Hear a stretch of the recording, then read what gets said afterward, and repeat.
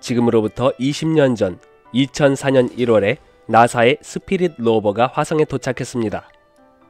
스피릿 로버의 눈을 통해 우리는 화성의 신비로운 산맥과 광활한 사막, 그리고 끝없이 펼쳐진 붉은 지평선을 볼 수 있었죠. 스피릿 로버가 경험한 화성의 이야기를 보기 시작하겠습니다. 나사에서는 쌍둥이 로버인 스피릿 로버와 오퍼튜니티 로버를 각각 2003년 6월 10일과 7월 7일에 화성을 향해 발사했습니다. 약 6개월이 지난 후 2004년 1월 4일에 스피릿 로버가 화성에 성공적으로 착륙했고 3주가 더 지나 1월 25일에는 오퍼튜니티 로버가 이어서 도착했습니다. 착륙한 위치는 정반대로 멀리 떨어지게 되었습니다.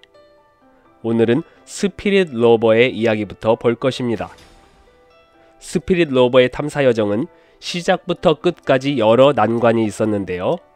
착륙한 지 17일 만에 로버에 오류가 생겨서 이틀 동안 통신이 두절된 것입니다.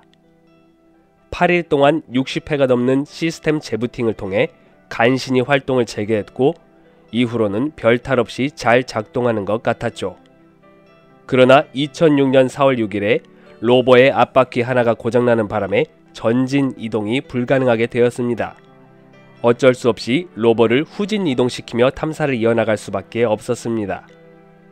이렇게 탐사 활동을 이어가다 2009년 5월에 바퀴가 부드러운 모래에 빠져서 움직이지 못하는 상태가 되어버렸습니다.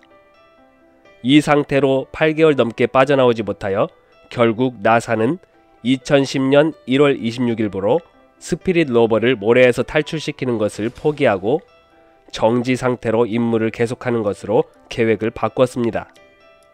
그런데 정지 상태로 있게 되자 급속하게 또 다른 문제가 발생했습니다. 태양 발전판에 쌓이는 먼지가 바람으로 제거되지 않아서 태양광 충전이 되지 않아 로버가 완전히 방전되어 버린 것이죠. 나사에서는 2010년 3월 22일에 스피릿 로버와 마지막 교신을 했고 결국 통신이 두절되었습니다.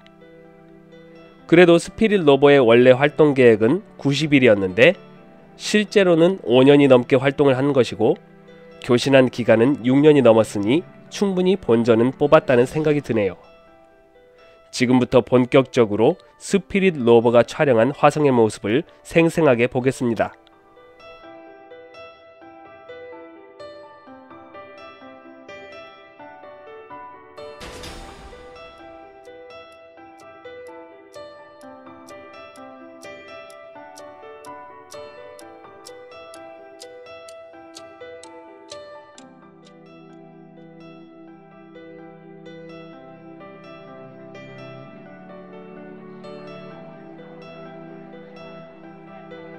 (2004년 1월 4일) 스피릿 로버가 화성에 착륙한 직후 착륙 지점을 보며 촬영한 것입니다.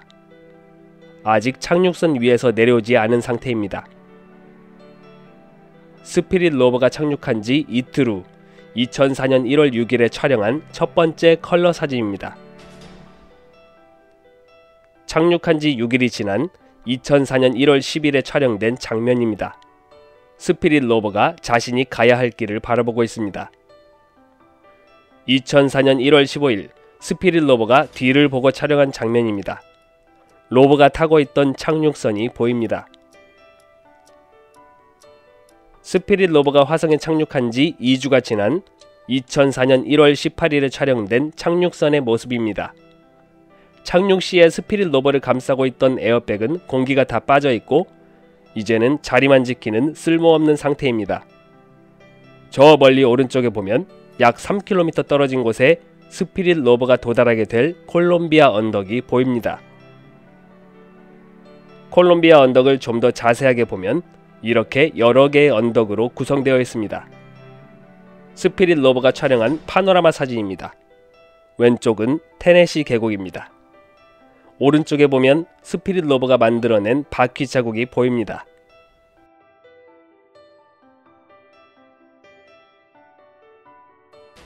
또 다른 파노라마 사진입니다. 저 멀리 몇 개의 언덕들이 보이는데 화재로 사망한 아폴로 1호 우주 비행사들의 희생을 기리며 그들의 이름을 딴 언덕들입니다. 2005년 5월 19일 스피릿 로버가 촬영한 화성의 감동적인 일몰 장면입니다. 이 놀라운 광경 앞에서 스피릿 로버는 잠시 멈춰서서 마치 자신이 얼마나 멀리 왔는지 되돌아보는 것 같습니다. 이것은 2006년 4월 18일부터 8월 17일까지 4개월이 걸려 완성된 파노라마 사진입니다. 이렇게 기나긴 시간을 스피릿 로버가 이 자리에 멈춰서 사진만 찍고 있었던 이유가 뭘까요? 이 시기에 스피릿 로버가 위치했던 화성의 남반구는 겨울이었는데요. 화성의 겨울은 무지막지하게 춥습니다. 스피릿 로버가 섭씨 영하 100도를 견뎌야 했기 때문에 전력을 아끼기 위해 이 한자리에 대기하면서 천천히 파노라마 사진들을 계속 촬영한 것이죠. 총 1449개의 사진을 촬영해서 합쳤기 때문에 사진 용량이 500MB에 달합니다. 주변의 암석들을 보면 구멍이 많이 뚫린 화산암들을 볼 수 있습니다. 이 암석들을 좀 더 가까이 보면 분명히 용암이 식어서 형성된 화산암의 형태라는 걸 알 수 있습니다. 이 장면도 같은 장소에서 긴 시간 동안 만들어진 파노라마 사진입니다.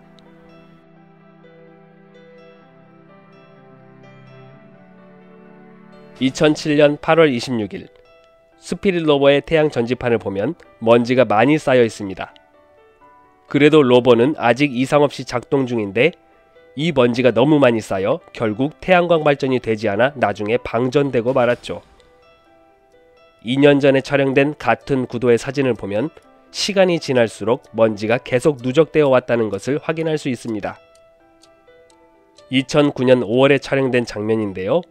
스피릿 로버의 바퀴가 모래에 파묻혀서 더 이상 움직이지 못하는 상태입니다. 이곳에서 10일 동안 겨우 36cm 정도만 움직일 수 있었습니다.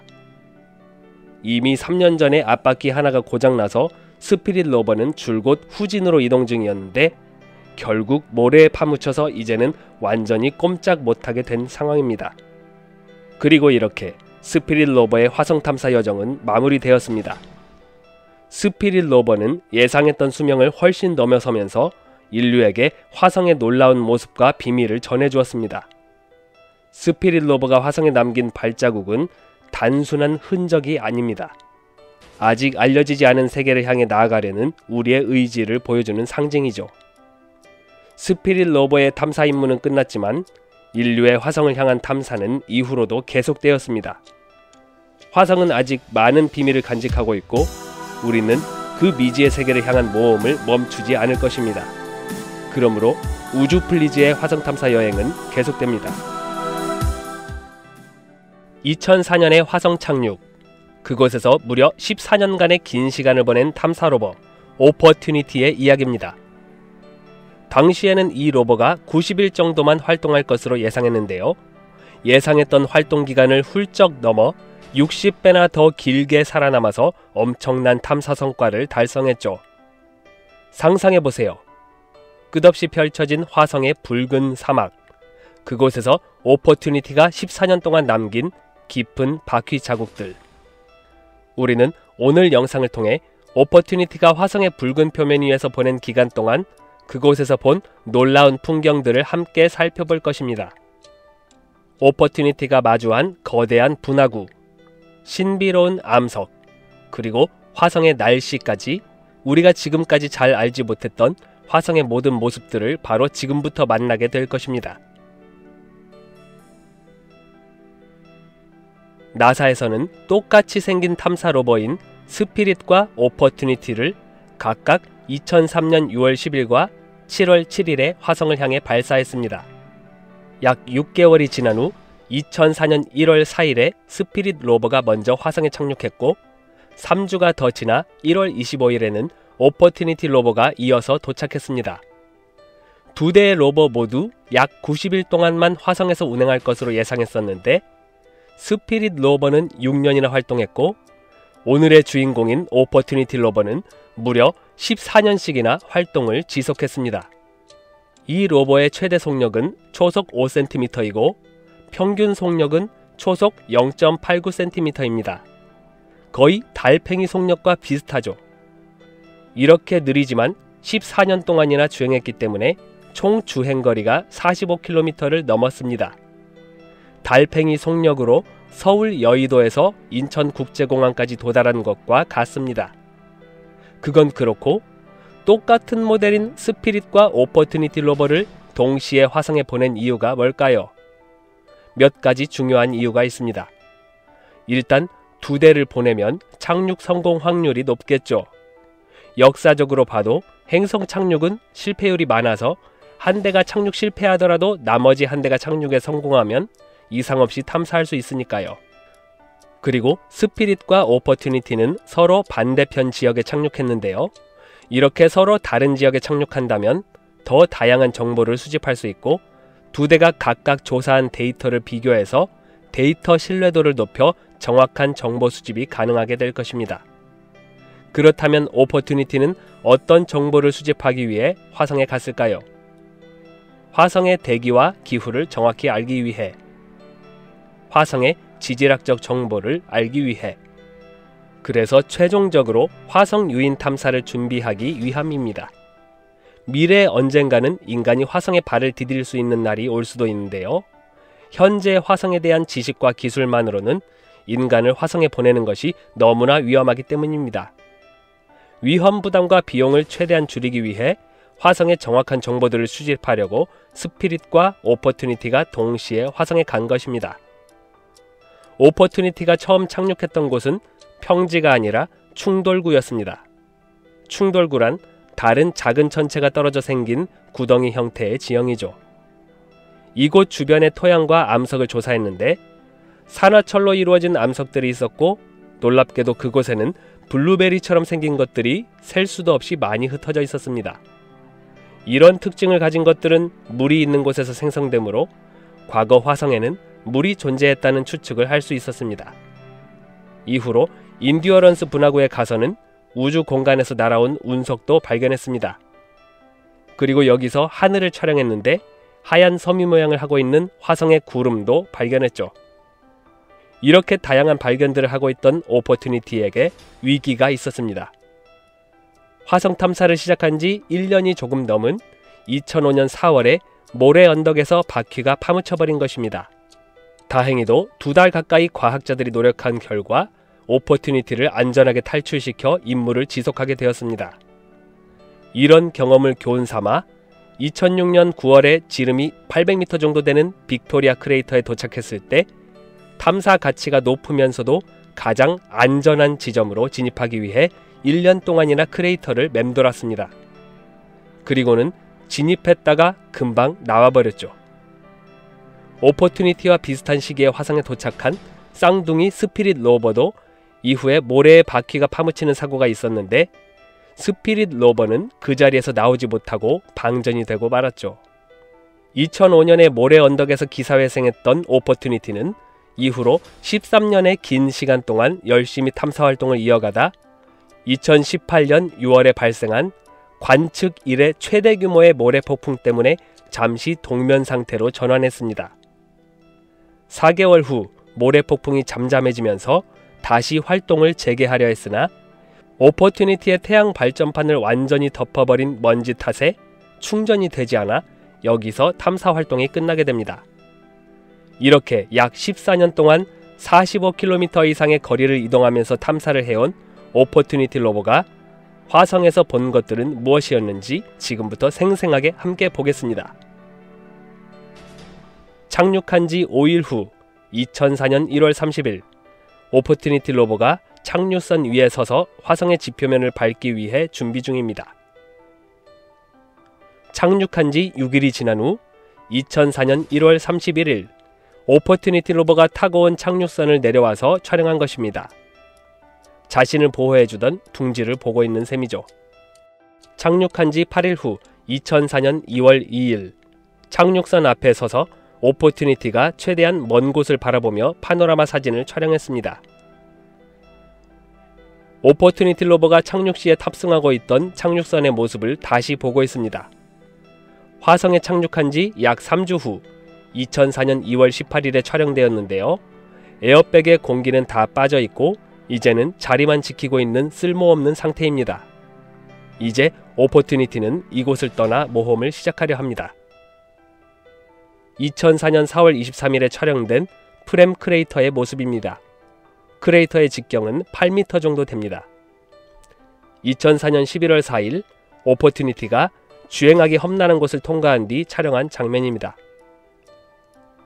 2004년 11월 16일 인듀어런스 분화구 위에 펼쳐진 화성의 구름입니다.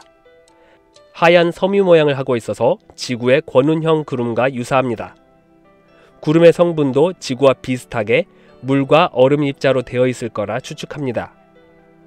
왼쪽에 태양도 함께 촬영되었습니다. 2005년 1월 6일 철과 니켈이 많이 함유된 농구공 크기의 운석이 발견되었습니다. 지구가 아닌 다른 행성에서 발견된 최초의 운석이죠. 운석의 모습을 가까이에서 봅니다. 2005년 7월 28일에 촬영된 파노라마 사진입니다. 마치 지구상의 사막과 비슷한 모습입니다. 2005년 11월 23일부터 12월 5일까지 12일 동안 촬영된 파노라마 사진입니다. 오퍼튜니티 로버의 태양 전지판도 보입니다. 2006년 3월 7일에 촬영된 파노라마 사진입니다.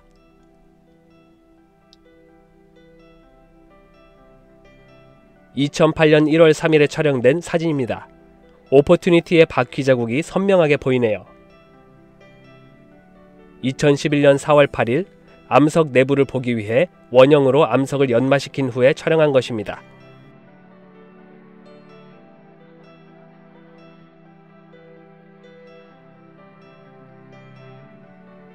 (2015년 1월 22일에) 촬영된 지름이 22km에 달하는 엔데버 크레이터의 모습입니다. 이 파노라마 사진 촬영은 7일이 소요되었습니다. 2018년 5월 13일부터 6월 10일까지 약 한 달에 걸쳐 촬영된 파노라마 사진입니다. 오퍼튜니티 로버의 태양 전지판이 먼지로 뒤덮여 방전되기 전에 촬영된 마지막 파노라마 사진이죠.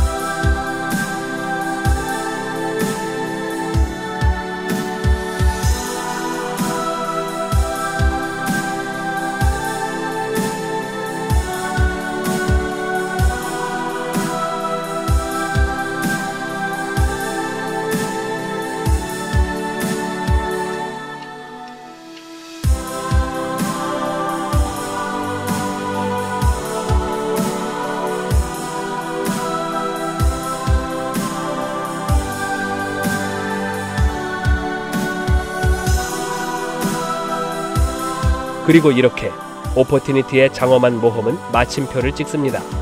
90일 동안의 임무가 14년 동안의 역사적 탐험으로 바뀌면서 오퍼튜니티는 인류에게 새로운 가능성을 열어주었습니다. 14년 동안 오퍼튜니티와 함께 울고 웃었던 시간들이 인류의 우주과학 발전에 눈부신 기여를 한 것이죠.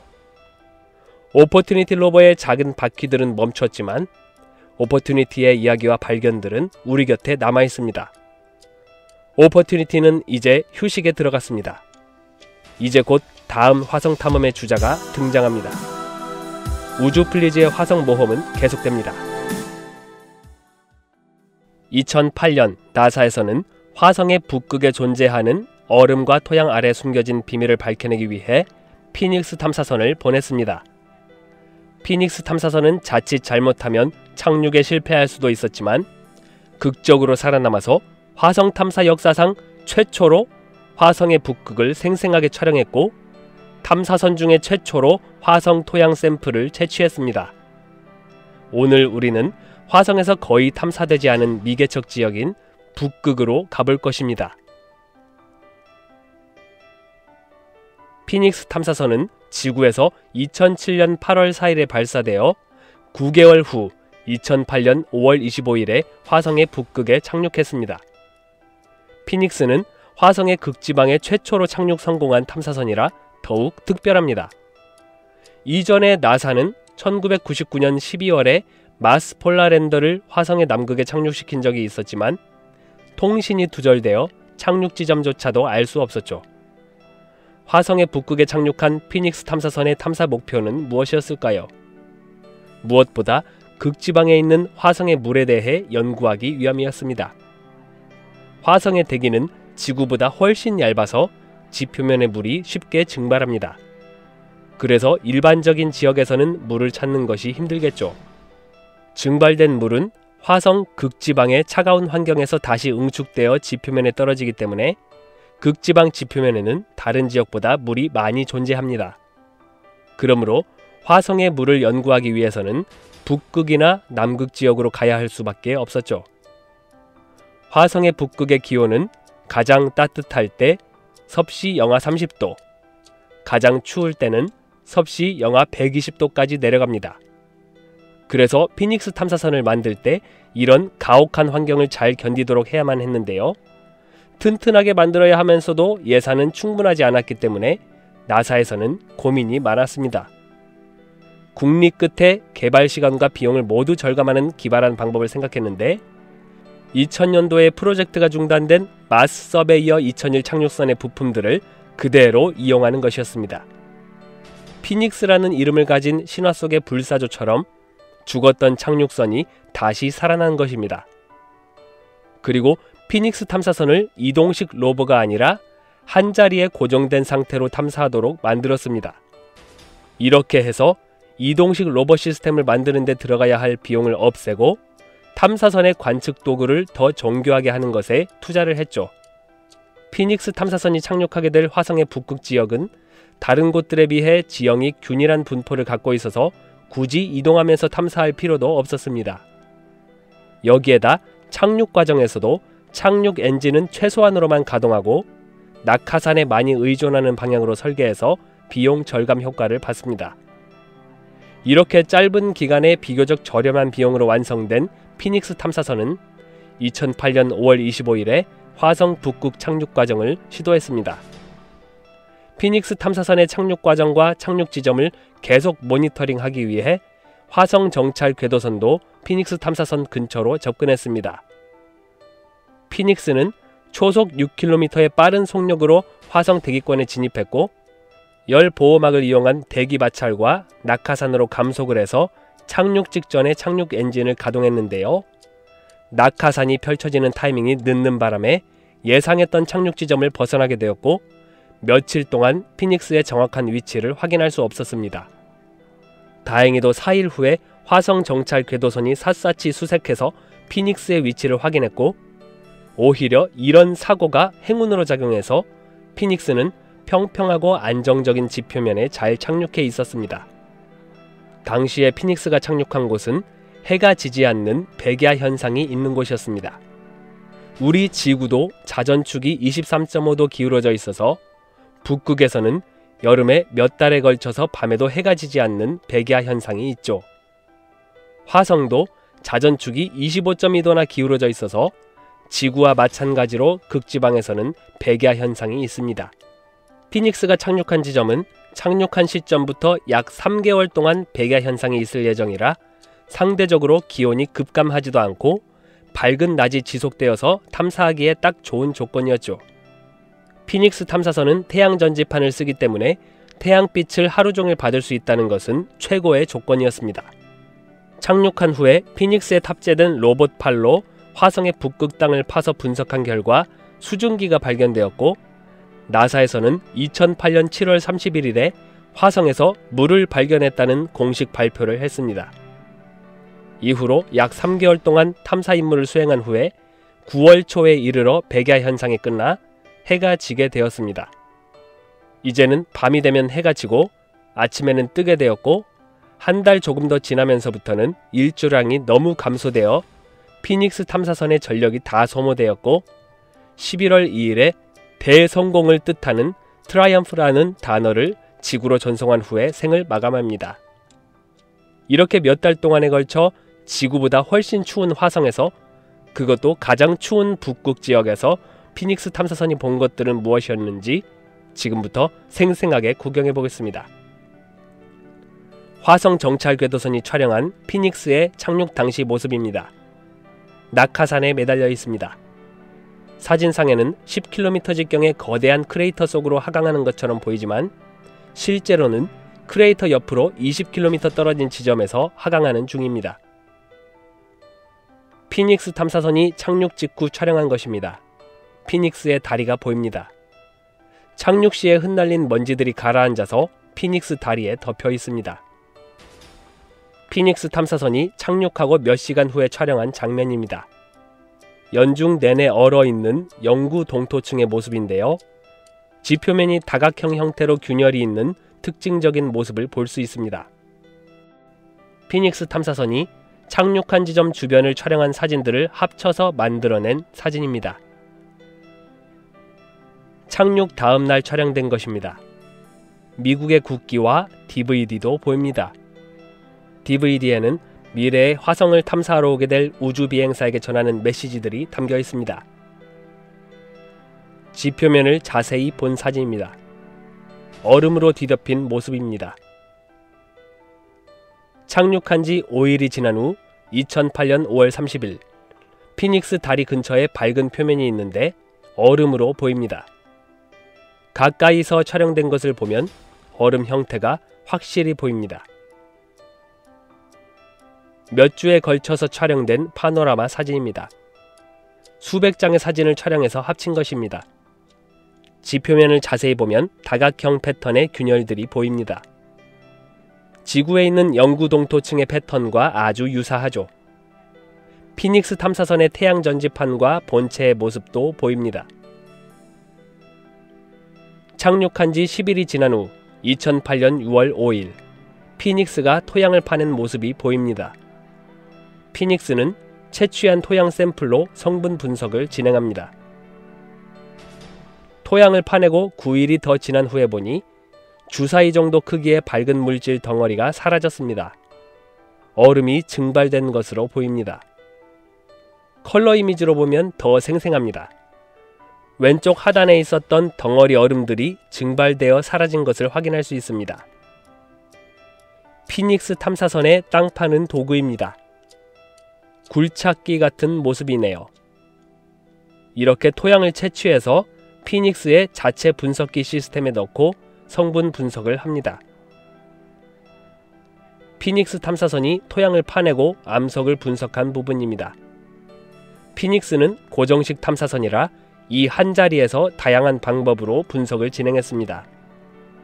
열심히 땅 파고 일하면서 지저분해진 피닉스의 모습입니다. 가판 위에 화성의 흙이 떨어져 있습니다. 피닉스 탐사선이 착륙했을 당시와 착륙한 지 10년이 지난 후에 화성 정찰 궤도선이 피닉스 착륙 지점을 보고 촬영한 사진입니다. 피닉스 탐사선의 모습이 보이고 착륙 시에 분리된 열 보호막과 낙하산도 보입니다. 10년이 지난 후에는 대부분 먼지로 덮여 희미해졌습니다. 그리고 이렇게 화성의 북극 평원 위에서 피닉스 탐사선은 위대한 탐사 임무를 마무리 지었습니다.